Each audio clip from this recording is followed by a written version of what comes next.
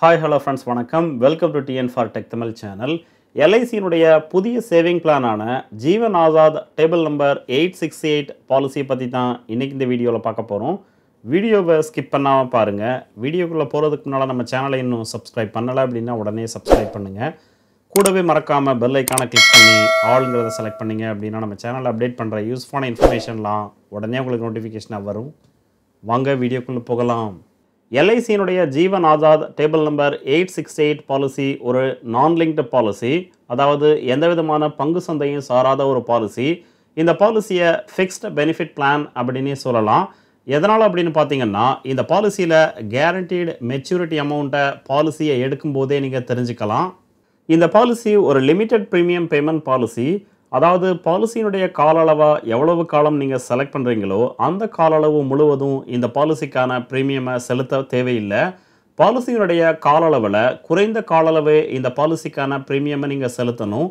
இந்த காரணத்தினாலேயே இந்த பாலிசி ஒரு லிமிட்டட் ப்ரீமியம் பேமெண்ட் பாலிசி. அடுத்து இந்த பாலிசியை வாங்குவதற்கான எலிஜிபிலிட்டி கண்டிஷன்ஸ் என்னென்னங்கிறத பார்க்கலாம். Minimum age at entry. இந்த பாலிசியை வாங்குவதற்கான குறைந்தபட்ச வயது 30 நாட்கள். அதுவே மேக்ஸிமம் ஏஜ் அட் என்ட்ரி அதிகபட்சமான வயதாக 50 வருடம் ஃபிக்ஸ் பண்ணியிருக்காங்க. ஸோ ஒரு குழந்தை பிறந்து 30 நாள்லேருந்து 50 வயதுக்குள்ளே எப்போ வேணாலும் இந்த பாலிசியை வாங்கலாம். அடுத்து மினிமம் ஏஜ் அட் மெச்சூரிட்டி. இந்த பாலிசி மெச்சூரிட்டி ஆகும்போது பாலிசி ஹோல்டருக்கு குறைந்தபட்சம் 18 வயதிலிருந்து அதிகபட்சமாக 70 வயதுக்குள்ளே இருக்கணும். Minimum policy term. இந்த பாலிசியினுடைய கால அளவா குறைந்தபட்சம் 15 வருடத்திலிருந்து அதிகபட்சமாக 20 வருடம் வரைக்கும் ஃபிக்ஸ் பண்ணியிருக்காங்க. ஸோ 15 வருடத்திலிருந்து 20 வருடத்திற்குள்ள உங்களுக்கு விருப்பமான கால அளவில் இந்த பாலிசியை நீங்கள் வாங்கிக்கலாம். ஒரு குழந்தையினுடைய பெயரில் இந்த பாலிசியை வாங்கினீங்க அப்படின்னா இந்த பாலிசிக்கான ரிஸ்க் கவர் எப்போ ஸ்டார்ட் ஆகுங்கிறத பார்க்கலாம். பாலிசியை வாங்கி 2 வருடத்திற்கு அப்புறம் இல்லை அந்த குழந்தைக்கு 8 வயது கம்ப்ளீட் ஆகும்போது இந்த 2 கண்டிஷனில் எதை ஃபஸ்ட்டு ரீச் பண்ணுறாங்களோ அந்த டைமில் இந்த பாலிசிக்கான ரிஸ்க் கவர் ஸ்டார்ட் ஆகும். பாலிசியினுடைய குறைந்தபட்ச சம் அஷ்யூர்ட் அமௌண்ட்டாக 2 லட்சம் ரூபாய் ஃபிக்ஸ் பண்ணியிருக்காங்க. அதிகபட்சமான சம் அஷ்யூர்ட் அமௌண்ட்டாக 5 லட்சம் ரூபாய் ஃபிக்ஸ் பண்ணியிருக்காங்க. அடுத்து ரைடர்ஸ். இந்த பாலிசியில் 3 விதமான ரைடர்ஸை வழங்குறாங்க. ஃபர்ஸ்ட் ஆக்சிடென்ட் பெனிஃபிட் ரைடர், ரெண்டாவதா accidental death and disability benefit rider, மூன்றாவதா ப்ரீமியம் வைவர் பெனிஃபிட் ரைடர். ஒரு குழந்தையுடைய பெயரில் நீங்கள் வாங்கினீங்க அப்படின்னா இந்த ப்ரீமியம் வைவர் பெனிஃபிட் ரைடரை கட்டாயம் வாங்குங்க. இது எதனால் அப்படின்னு பார்த்தீங்கன்னா, இந்த பாலிசிக்கான ப்ரீமியம் செலுத்தக்கூடிய நபருக்கு ஏதும் ஆகும் பட்சத்தில் அதற்கப்புறம் இந்த பாலிசியில் எந்த விதமான ப்ரீமியமும் செலுத்த தேவையில்லை. பாலிசியினுடைய டென்யூர் கம்ப்ளீட் ஆகும்போது மெச்சூரிட்டி அமௌண்ட்டை அந்த பாலிசி ஹோல்டருக்கு வழங்குவாங்க. அடுத்து ஒரு எக்ஸாம்பிள் பார்க்கலாம். ஒரு நபர் தன்னுடைய 35 வயதில் 20 வருட கால அளவில் 5 லட்சம் ரூபாய் சம் அஷ்யூர்டில் இந்த பாலிசியை வாங்கினாங்க அப்படின்னா அவங்களுக்கான மந்த்லி ப்ரீமியம் 1844 ரூபாய். இந்த பாலிசி ஒரு லிமிட்டட் ப்ரீமியம் பேமெண்ட் பாலிசிங்கிறதுனால பாலிசியினுடைய முதல் 12 வருடம் தான் இந்த பாலிசிக்கான ப்ரீமியமை செலுத்தணும். கடைசி 8 வருடம் எந்த விதமான ப்ரீமியமும் செலுத்த தேவையில்லை. 8 வருடத்துக்கு அப்புறம் பாலிசி ஹோல்டருக்கு கிடைக்கக்கூடிய மெச்சூரிட்டி அமௌண்ட் எவ்வளோ அப்படின்னு பார்த்தீங்கன்னா சம் அஷ்யூர்ட் அமௌண்ட்டான 5 லட்சம் ரூபாய் வழங்குறாங்க. அடுத்து டெத் பெனிஃபிட்.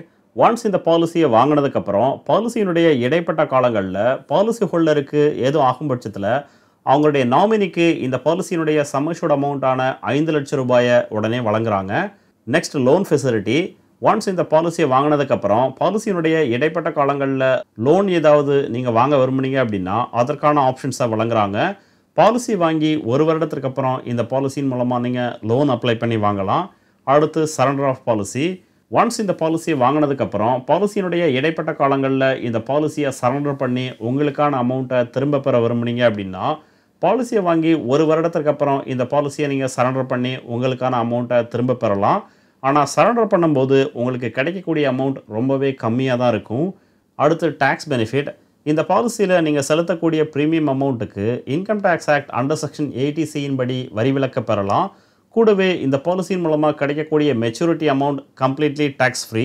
அதற்காக எந்த விதமான வரியும் செலுத்த தேவையில்லை. இந்த பாலிசிக்கான ப்ரீமியம் அமௌண்ட்டை yearly, half yearly, quarterly, monthly 4 விதமான கால அளவில் வழங்குறாங்க. ஸோ உங்களுக்கு விருப்பமான கால அளவில் இந்த பாலிசிக்கான ப்ரீமியமை நீங்கள் செலுத்தலாம். ஸோ ஃபைனலாக எல்ஐசியினுடைய ஜீவன் ஆசாத் பாலிசி உங்களுக்கு பிடிச்சிருந்தது அப்படின்னா உடனே உங்களுக்கு பக்கத்தில் உள்ள எல்ஐசி ஆஃபீஸை காண்டாக்ட் பண்ணி இந்த பாலிசியை நீங்கள் வாங்கிக்கலாம். இந்த வீடியோ உங்களுக்கு பிடிச்சிருந்ததுன்னா மறக்காமல் லைக் பண்ணுங்கள், கமெண்ட் பண்ணுங்கள், உங்கள் ஃப்ரெண்ட்ஸுக்கு ஷேர் பண்ணுங்கள், சேனலை சப்ஸ்கிரைப் பண்ணுங்கள். நன்றி, வணக்கம்.